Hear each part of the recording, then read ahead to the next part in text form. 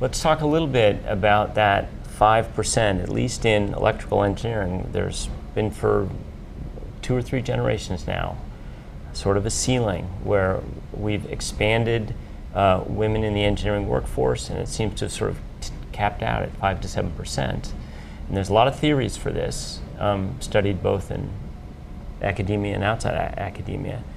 How do we expand that? This is a complicated problem, and I don't claim to have all the answers. I really do think, but one thing I know matters is mentoring and making sure that whatever women we do have in the educational system are guided by people who are senior to them or colleagues. No matter, it doesn't have to be a woman mentoring a woman, but anybody. So if you see a junior person in your organization and you think they have the potential to succeed, to advocate for them and help train them, help guide them, even if they aren't the same gender as you, or even if they come from a slightly different background from you. So, and there are professional organizations out there. One is MentorNet, which is a nonprofit company that provides industry mentors or academic mentors for young engineers and scientists coming through the educational system at the college and graduate school level. Now, how to broaden that beyond the 5%?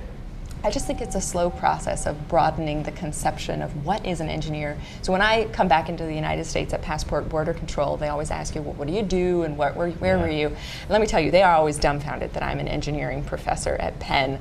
They're like, really? Wow, you must be really smart. And I know, I'm a tall blonde woman. I don't look like what they would expect a mechanical engineering professor to be. And so, but I kind of delight in surprising people and changing or morphing their view of what an engineer might look like. And so I think it just takes a while for things like this to evolve. So, because you're the perfect person to ask this question, you're probably familiar with the reports that were done in the late 90s at MIT about the the female representation on the engineering faculty there, and then they updated it, I think earlier this year. I wrote about it. And so they've doubled their representation. And I asked a couple of the authors and didn't really get a satisfactory answer.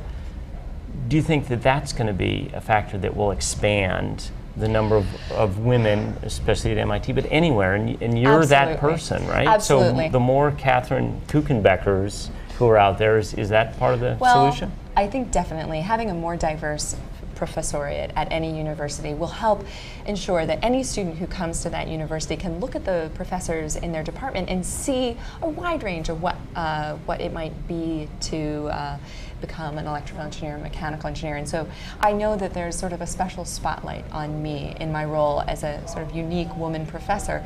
And I really enjoy and revel in this opportunity to become a positive role model for all my students, whether they're women or men, whatever backgrounds they come from, sort of helping them see an example of someone who's working hard and trying to learn as much as you can and doing an excellent job in all that I do as an engineering professor.